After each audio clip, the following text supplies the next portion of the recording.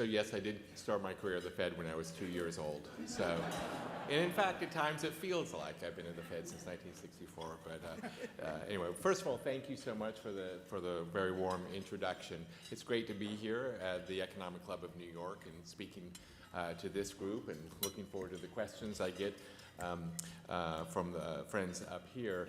I also should just say this, it's a great honor to be invited to be on the board of the Economic Club of New York. I'm very excited about that. And also, you know, this group has such a long, distinguished history of public discussion and debate on the important issues in front of us in the day. I hope that today's event will follow in that strong tradition. Now, I am, in fact, today going to talk about monetary policy and interest rates. I have the feeling that if I didn't talk about interest rates at all, many of you would feel shortchanged. So before I continue anything, I'm going to say the usual Fed disclaimer that everything I say reflects my own views and not necessarily the Federal Open Market Committee, anybody else in the Federal Reserve. So we've gotten the disclaimer out of the way, so my colleagues in legal will be happy.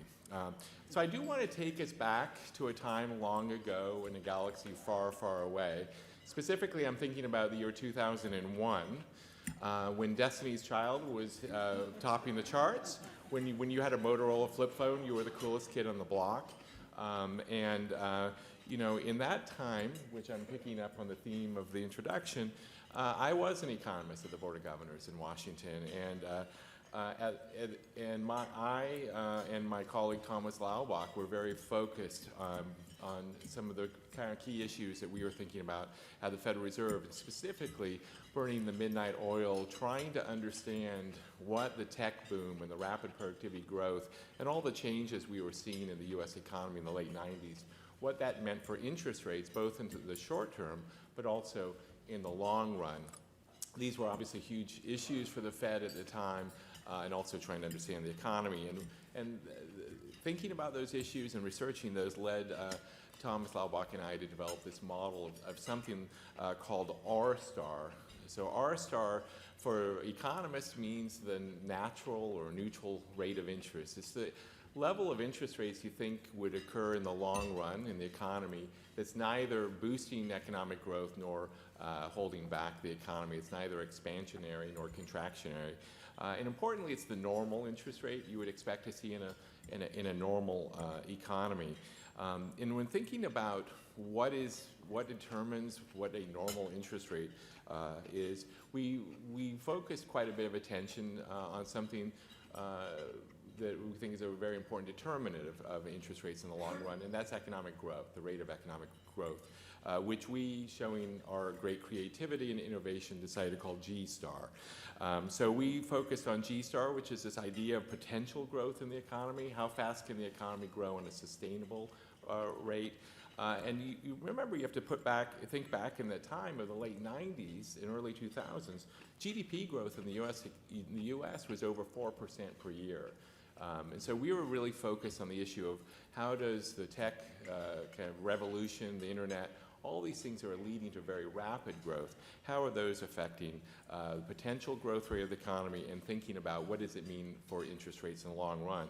One of the things we discovered at the time was in an economy that's growing rapidly and on an ongoing basis, this neutral interest rate, or this normal interest rate of R star, was actually somewhat above 3%, which was significantly higher than our estimates were for before the tech boom. So again, we were focused on trying to understand how does changes in the global changes in the economy affect what a normal interest rate was. Now, given that we were so focused on the tech boom and the new economy, it's somewhat ironic that since then, both Thomas and I and many other economists have focused most of our attention on why R star has dropped like a rock, because we were focused on why it had risen so much, and since then what we've seen is a significant decline in estimates of this neutral interest rate.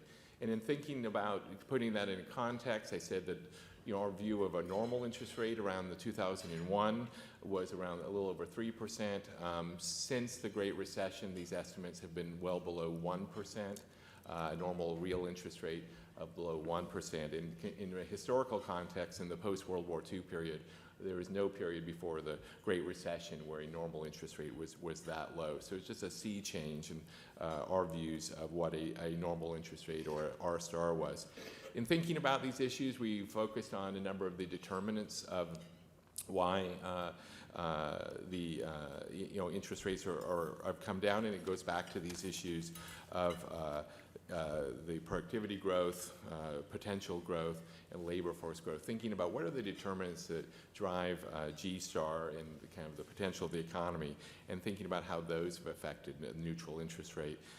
So if you go back to this, what you see, back to these questions, what you see is that labor force growth has slowed considerably in the United States. We've seen the retirement of the baby boomers. We've seen birth rates come down over recent decades, suggesting that our economy's potential growth rate is significantly lower than before. Similarly, with productivity growth relative to the late 90s and early 2000s, we're seeing much slower productivity growth over the last decade in the U.S. Now, for many people who have become enamored with their smartphones and all their other electronic devices, and how technology is changing our lives so much, this may seem counterintuitive that productivity growth is so slow. After all, if you go, you can order your new Nintendo Switch and get it delivered the same day. That obviously has got to be a huge change in productivity, but in fact, it isn't, and that's a whole topic that I could talk about, but just I'll leave that for another day. Today, the fact is that we've seen the slowing down of both productivity growth and labor force growth as a persistent feature of the U.S. outlook. The other point I would make that I think is important to think about how the world has changed from 15 or so years ago is that these slowdowns in labor force growth and the demographics are also seen in many other countries around the world. So it's not just about the United States that demographics have shifted, but we're seeing it in other countries.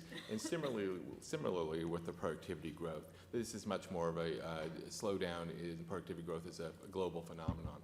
And what that means is that this idea of an R star or neutral interest rate hasn't just fallen in the United States to very low levels. We're actually seeing our estimates of R star fall in countries across the globe. And I think that's an important part of the story. Now, you may be asking, why am I going back to 2001, talking about a time when we actually would order takeout from a paper menu? It seems like a long time ago. But I think that this is thinking about what are the long-run trends in our economy, what's a neutral interest rate, what's the economy's potential, and how that's changed, really helps set the scene for the economic outlook today. It provides a backdrop for us to think about what should we be expecting to see in the economy of this year and the next few years. Now, in thinking about what the economic outlook is, it's helpful to think about, well, what's this potential output? What do we think of as G star? What's kind of a normal growth rate for the economy? Now, based on our current estimates, that's around 2%. So 2% GDP growth would be normal from this point of view. Now, that's a lot slower than many of us experienced in our lifetimes, but again, it reflects a slowdown in labor force growth and in productivity growth.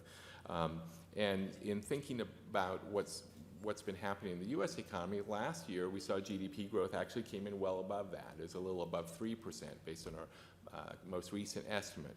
Now, the economy grew much faster than its long-run trend. I think three factors come immediately to mind. One was obviously the fiscal stimulus.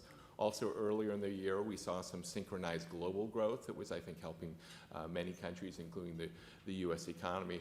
And then through much of the year, we're still quite favorable financial conditions. So all these factors help kind of give the economy some tailwinds that allowed us to grow well above our long-run potential. Looking into now that we're into 2019, looking further ahead, my view is that these tailwinds, some of them have calmed quite a bit, and others have actually reversed in the last several months. So let me talk a little bit about that. I would mention three factors that have, I think, affected the shift from the slowdown of growth from last year to this year. One is global growth is definitely slowing relative to what we were seeing, I'd say, a year or so ago. The same as geopolitical risks are very much front and center for many around the world.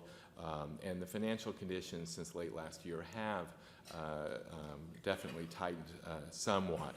So in putting all this together, my view is after seeing GDP growth a little above 3% last year, my forecast is that we'll see GDP growth this year of around 2%, which is a pretty significant shift from one year to the next.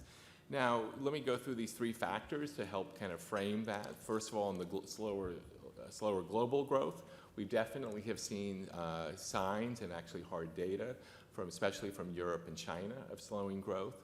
I would really note in particular the slowdown in Europe growth that seems to be pronounced. How does that affect the U.S. economy? Well, it means less demand for our exports, which then spills into a little bit less growth in the U.S. economy. On the geopolitical risk side, I think we all know that we're all watching very carefully what happens to our friends across the pond in terms of Brexit, but more generally some geopolitical risks in Europe that they're going through in several countries right now. And adding to that is obviously the issues about trade negotiations between the U.S. and China and other countries. And when you put that together, higher angst around the geopolitical and economic outlook is a cause for businesses and households to maybe step back from longer-term investments or hiring decisions and postpone those until the air is cleared, which is a second factor that I think is holding back growth somewhat. The third one really gets to this shift in financial conditions we saw starting late last year and continuing to today. And that is that relative to before, overall financial conditions have tightened somewhat. That means businesses and households are likely to, all else equal, to spend somewhat less this year, and we'll expect a little bit less growth out of that. One data point I would bring up, which already was in train even throughout last year, is we have seen quite a bit of slowing in the housing sector and housing construction, which I think in part reflects somewhat less favorable financial condition or financing costs for buying a house.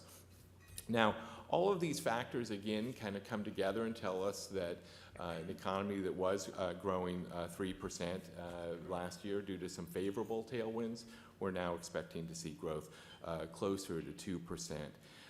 Now, that clearly has created quite a bit of angst and worry, and in fact, some fears of recession, to see a significant decline in the economic outlook.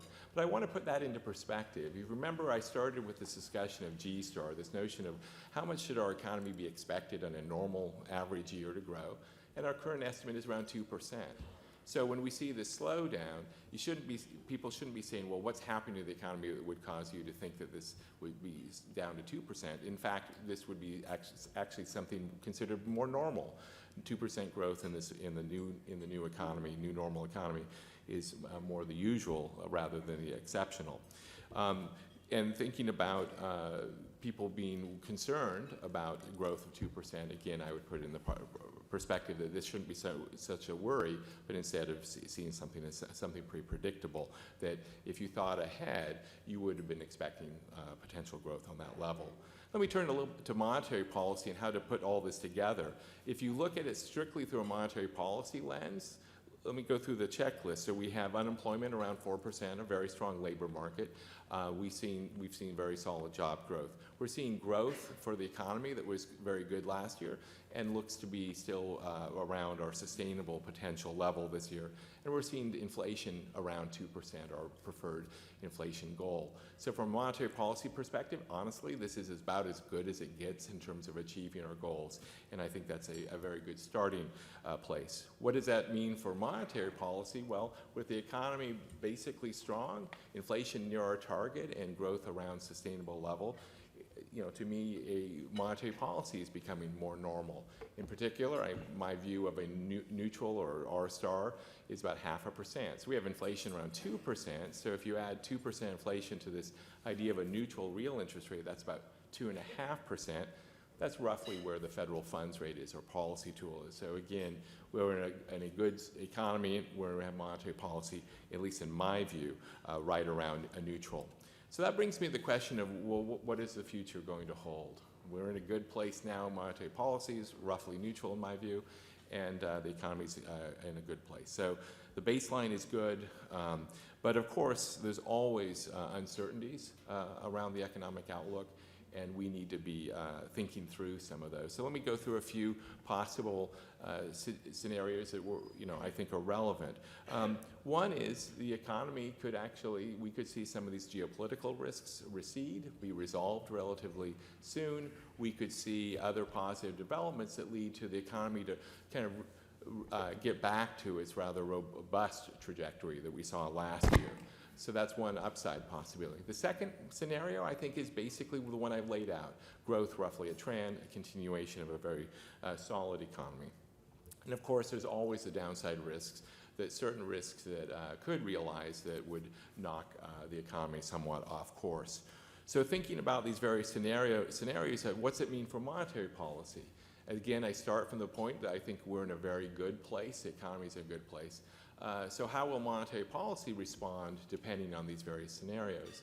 And my answer to that is simple. It depends. It depends on what happens in the economy, and it depends on what's the appropriate response to the any changing circumstances. And I'm going to say something that I've been saying a lot for several years. I'm going to keep saying for as long as I'm in this position, and I'm guessing I'm going to keep saying for the rest of my life. But I still think what I'm about to say is very important in the current juncture, and that is, it's really important for the Fed to continue to be very data dependent. The data dependent is the key phrase for thinking about how we respond to changing economic circumstances. We just had in January, our last FOMC meeting, we indicated that given where the economy is and the outlook, that we decided not to change the target federal funds rate.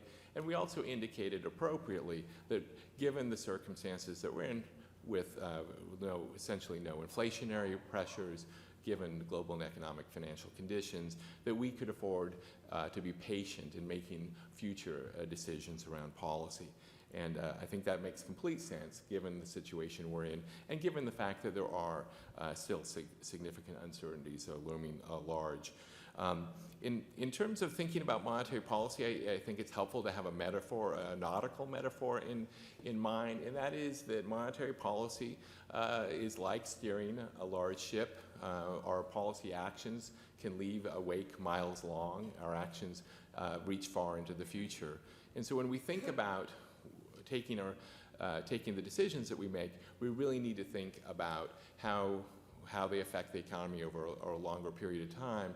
And we really need to be collecting all the data that we have, and data by data, I mean the economic statistics, I mean talking and following what's happening in financial markets, what's happening in the global economy, and also talking to business leaders from around the country and hearing from people in the business community and more generally about what's happening, taking all that data together, analyzing it, and trying our best to achieve a continuation of the situation we're in now. Strong labor market, inflation near 2%, and steady good growth.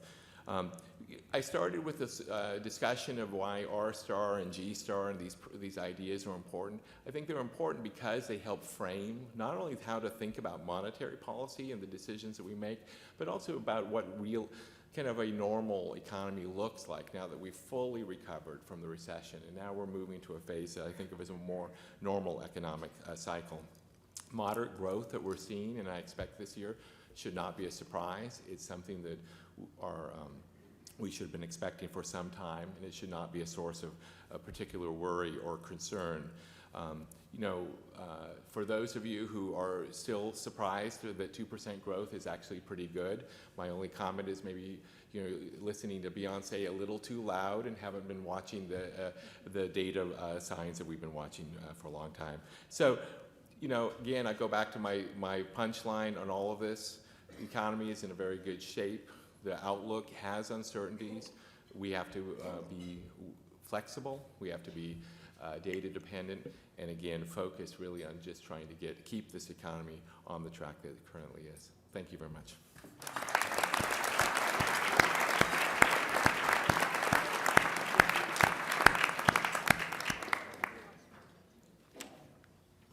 Thank you, John. Thank you so much for providing context and sharing very thoughtful insights with us.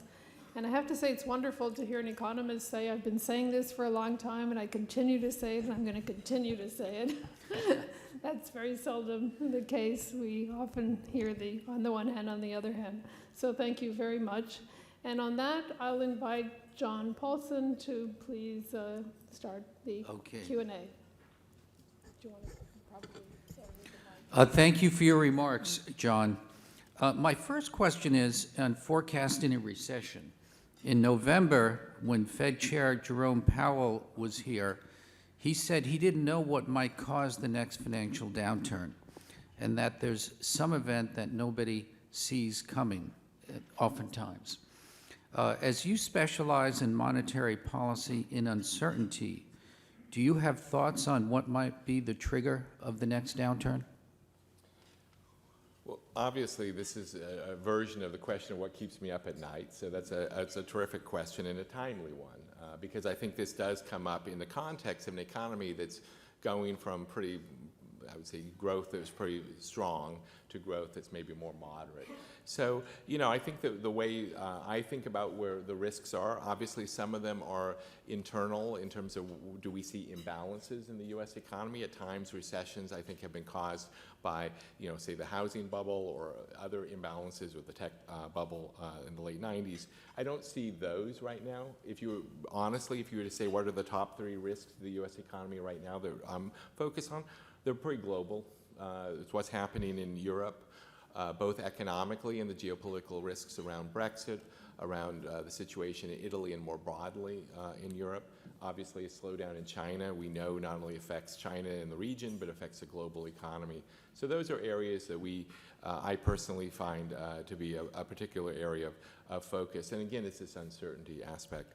In terms of indicators of a recession or some risk of that, I mean, you know, I think for us, the important thing to do is to keep policy well positioned. And now I'm going to use a tennis metaphor. So I'm sure there's like 90% of the people here are much better tennis players than me, so don't listen to my tennis metaphor, listen to the policy part. So we want to be well positioned to adjust however we need to do. If the economy, like I said, slowed significantly, you need to adjust policy in that way. If it were to speed up, be able to adjust to that. And that's just, I think we're well positioned for that. And basically, no matter which way it plays out, that we can adjust as needed. Let me ask Jan to continue, and then we'll go back to. All right, thanks very much. We'll play tennis. Yes. I don't have a question about tennis, but I want to go back to the September 2018 FOMC meeting. At the time, the committee, the median projection for the funds rate had 3 hikes in 2019 and 1 hike in 2020, and you know, with a forecast that growth would be slowing from the temporarily kind of elevated rates of 2018. And you know, we've seen some bad news in a few areas, even relative to that forecast in the meantime. But it's been relatively limited in general.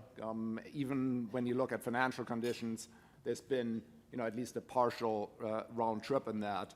But if I'm hearing you correctly, you're now saying that there isn't really a lean in terms of where the funds rate's going to go. We're talking about patience, funds rate in line with the neutral rate. So if there's no lean now, and there was 100 basis points of tightening in 19 and 20 previously, that would be quite a large shift relative to what's happened in the economy and even in the market. So I guess my 2-part question is, one, am I right in hearing you? Am I hearing you correctly that there's no lean? You're not expecting any moves from the current 2.25% to 2.5% rate in 2019 or 2020? And the second part of the question is, if so, and we've seen such a large move in response to a relatively limited amount of information, could it be that we're going to shift right back on the back of relatively small amounts of new information? So September does seem like a very, very long time ago to me, Jan, because I think there have been some pretty significant shifts. And I think to get to your question, so I am going to answer directly, like what's happened in the last 6 months, roughly, or a little less than that. I think in September I'm speaking for myself here, obviously, we were seeing indications and signs that, September and then in December of perhaps, obviously in Europe, already seeing signs of weakening growth, concerns about China, definitely financial conditions tightening later in the year, obviously fiscal policy would be provide less stimulus in 2019 than 2018. So all of those issues were part of my thinking about the economy. Back then, I thought the economy would slow from about 3% to 2.5%. My own view back in September would be that unemployment would be trending downward for probably around 3.5% or even less. And honestly, at the time, I thought inflation would not only get to 2%, but would be trending above that. So that was, from my perspective, it was an economy that was not just strong, but was exceeding its sustainable rate, with unemployment getting to, historically very, very low levels, and risks of a pickup in inflation maybe more prominent. I think the developments since then have shifted my view on all these dimensions. First of all, I think that those signs that we saw of slowing global growth have materialized into, and concerns about that have shown up in actual data. I know the forecast of pretty much everybody out there, whether it's the ECB or the European Commission, the OECD, everybody has, I think, revised downward their forecasts for European growth. And I think that one of the challenges there is the uncertainty, obviously, getting closer to Brexit and some of these other issues. In terms of financial conditions, you're right. Financial conditions tightened quite a bit in some of the analysis late last year or early this year. At the low would suggest a bigger effect on growth this year. Financial conditions have reversed partially the decline. That said, I think a part of that is the reassessment of monetary policy. So if we hadn't, I think, shifted our communication around the likely path of interest rates, I don't think financial conditions would have responded as much as they have. In terms of thinking about the view of, well, we were expecting, or at least many of us were expecting, to raise interest rates this year as of December. I think given that forecast, that seemed to be a pretty reasonable baseline view of where a policy would be appropriate to go. Again, that wasn't a commitment or a promise or anything. It's just a view of, given our, the economic forecast that I had, that somewhat higher interest rates would be consistent with achieving our goals. My view now is that economic growth is likely to be closer to trend. Unemployment, which I didn't talk about, is basically unemployment rate will continue to be low, below 4%, around 4% or below, but not trending much lower. And the inflation data and the inflation expectations data, I think, have confirmed that inflationary risks just don't seem to be out there right now at all. And so again, suggesting somewhat better that suggesting that we don't need to tighten the monetary policy maybe as much as I previously thought. In terms of your answer, so I think the data have changed. I think the outlook has changed enough. The risks are obviously out there as part of that story.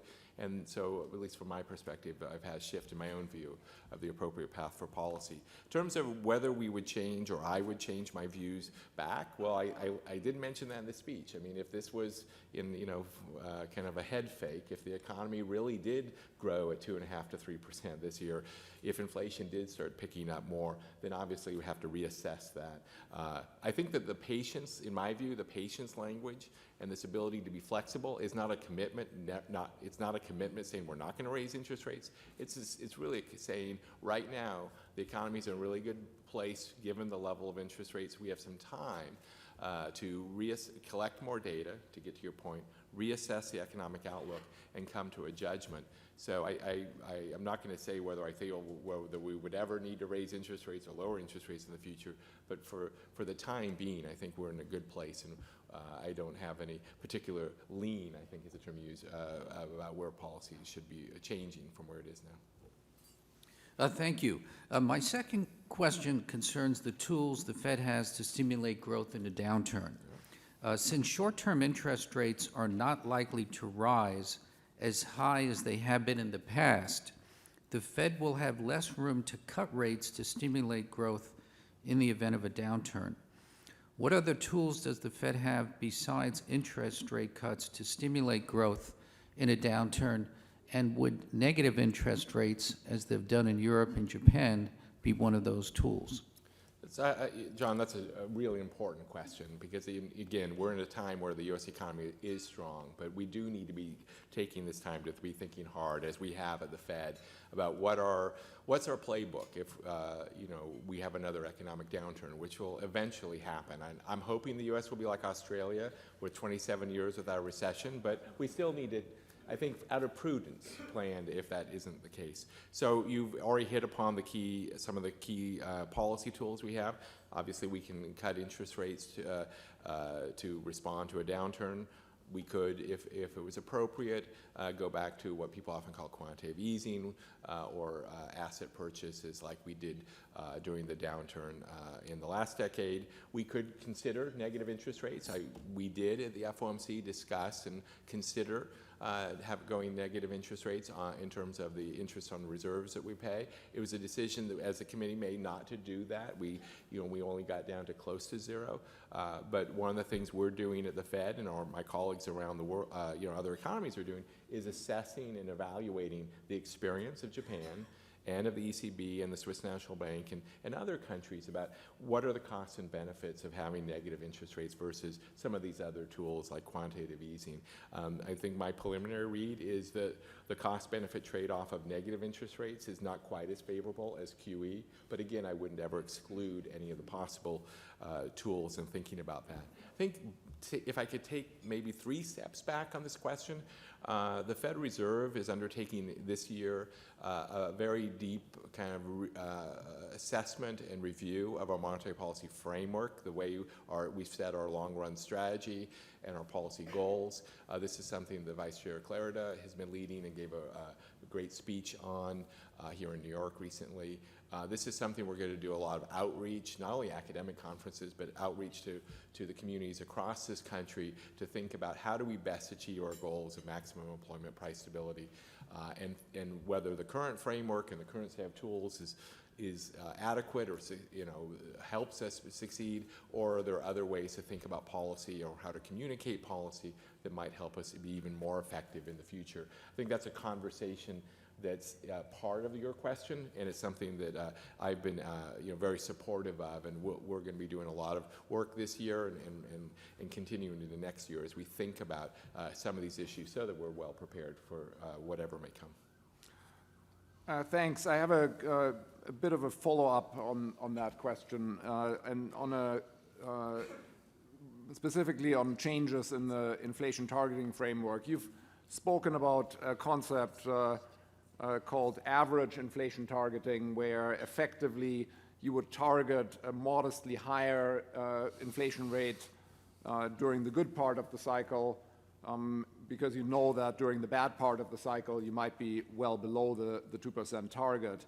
And I had 2 questions about that. Number one, do you have some numbers for us how high that overshoot should be during the good part of the cycle? So in a sort of standard, pretty nice expansion, 2.25%, 2.5%, 3%, what should that number be? And I realize all of this is very preliminary, obviously.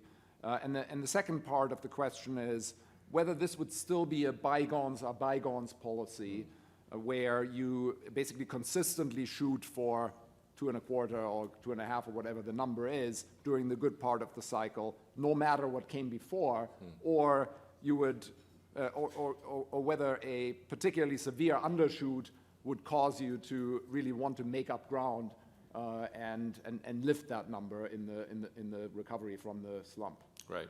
And so this is part of the discussion and debate around what we call monetary policy framework, because our current framework and the way we describe it, this is true of not only the U.S. and the Bank of Japan, the ECB, most central banks describe this as flexible inflation targeting, where you say, I want to get inflation to your target, which is 2% for us, and I'm always aiming to bring inflation wherever it is back to 2% from above or below. And it's kind of this idea of just trying to get back to 2%, and then on average, hopefully you'll be around 2%.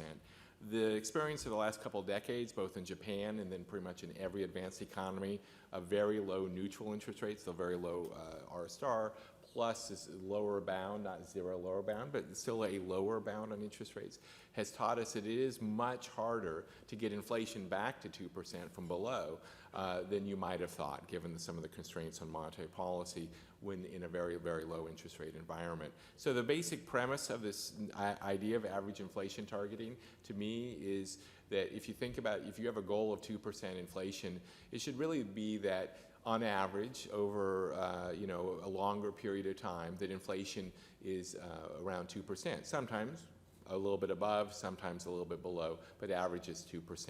It's, to me, a relatively minor or modest modification, but a modification of the way we describe the policy framework today. So you get into the technical question, or the kind of the how do you implement that, and those are obviously the relevant questions. Is it going to be is it a policy that you say, well, after a period where inflation is low, do you try to make up for that? Do you just try to have an inflation rate that's slightly above 2% in good times? So those are the different alternative ways of describing this. To me, I go back to kind of what I think the fundamental thing you want to do, in this kind of framework, is just anchor inflation expectations at 2%, so that when people are making their decisions, whether business people or people deciding to buy a house or a car, that they just think, well, I'm expecting inflation will be 2% over the time, the horizon that I'm thinking about, and not get caught up in the fact that sometimes it's well below and that it's hard to get it back to 2%. So my view is, if we any way of doing this,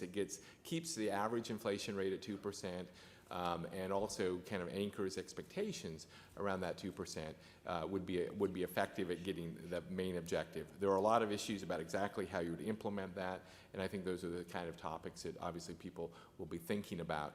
Now, I should be very clear, no decisions have been made. We're early days, it's still March, we're just starting the process of thinking about some of these issues, and again, it will be, we do things on Fed time here, so it will take a lot of study, a lot of analysis, and for my colleagues at the table, a lot of memos. So we'll be working on this for quite some time, and importantly, I think, having these conversations in the public is good, being transparent and saying, all we're trying to do is achieve our dual mandate goals as best as we can. We're not trying to create high inflation or anything like that. We're just trying to achieve our goals the best we can, and thinking hard about how to do that. This issue about bygones is closer to price level targeting, and again, another one of the options out there, but more to be learned, more to be discussed over the next year or so. Two quick questions. Yes? Okay, my last question concerns balance sheet normalization. The Fed had $910 billion of assets in the summer of 2008, before the financial crisis began. The balance sheet peaked at around $4.5 trillion and has since been reduced to about $4 trillion currently. At what point will the Fed stop its balance sheet normalization? Is there a target and a time frame? Did you say we're out of time for questions? This is the question of the day. So it's interesting because for much of all the facts you had were exactly right. We rose from under $1 trillion to $4.5 trillion. Now we're roughly at $4 trillion in our balance sheet. This is part of the normalization during the crisis. During the crisis and the slow recovery, the Fed bought Treasury securities and mortgage-backed securities and other agency securities in order to lower long-term interest rates and try to get the economy growing faster, get America back to work. So that we're now moving that back very gradually in a predictable way to what the new normal balance sheet is. And so the announcement that the FOMC did make is that our plans are that in the future, that we will, for the foreseeable future, we'll be continuing the conduct of monetary policy that we've been doing for the past decade. And that means having what we would call a floor system with ample reserves. So we're adjusting interest rates by adjusting some of these administered rates, the interest on reserves and repo rates, to keep the actual market rates right in alignment with the FOMC decision. So that decision that has been made and made public suggests a balance sheet that will not be anywhere near as small as the $800 or $900 billion number you indicated. The other thing is that since 10 years ago, or 12 years ago, the amount of currency outstanding, which is one of the liabilities of the Federal Reserve, has more than doubled. So there's been a lot of changes that have happened from 12 years ago, from this 8 to 900 billion number to what the new normal for our balance sheet will be. Big drivers are that currency on the liability sides have increased. The amount that the U.S. Treasury holds with the Fed has increased for policy reasons, for their own reasons that make sense. Other changes have happened, and also that our plan is to hold more reserves on in the banking system in support of the new monetary policy operating framework. I don't have a hard answer for when are we going to stop and exactly how much we're going to further reduce the balance sheet. It's obviously, as everyone knows who follows the Fed, is something that we are actively discussing. Again, I think that the most important point is the balance sheet is not going to get anywhere near as small as it was before, because the world has changed. But for the time being, we're still shrinking in a very, very predictable, I think, telegraphed way.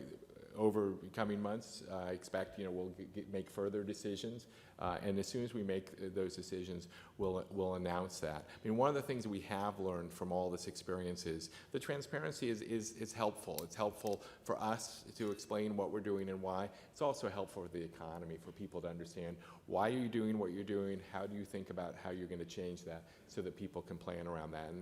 And that's the commitment we have, is to continue to do that as well as we can. Thank you. My final question also relates to the monetary policy framework, and specifically about inflation expectations. I think there is a view that's been expressed by a number of FOMC participants that inflation expectations may be somewhat below the level consistent with a 2% longer-term inflation rate. But when I look at the indicators out there, it's not obvious to me, and I wanted to get your view on this. I mean, it's true that break-even inflation rates in the TIPS market are somewhat below 2%, certainly if you translate them into PCE terms. But it's also true that there's quite a lot of research about liquidity premia and risk premia. If you take that research seriously, typically you would still find that expected inflation is still pretty consistent with the 2% target, even at the current levels. And then I look at the surveys, forecasters, long-term inflation forecasts are exactly 2%, at least according to the survey of professional forecasters. And household inflation expectations, 2.3% in the Michigan survey, 3% on a 3-year basis in the New York Fed survey, actually. So I want to get your view. Do you think we're below 2% or at levels consistent with less than 2% at this point?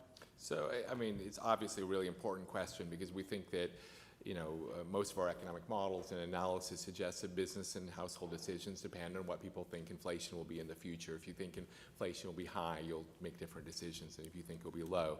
It is something we've studied very carefully, and I do think it's whack-a-mole, quite honestly. Every time we get a new measure of inflation expectations, we said, finally, we've got it. This is the number we should be focused on.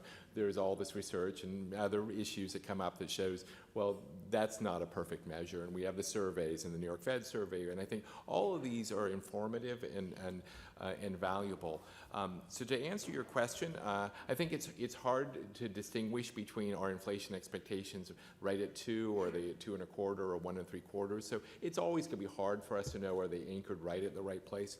I am one of the people, who's highlighted the fact that we've seen inflation expectations come down over the last 5 to 10 years. Now, some of that might be an adjustment that has nothing to do really with people's views of underlying inflation. It could be other measurement issues involved in that particular data source.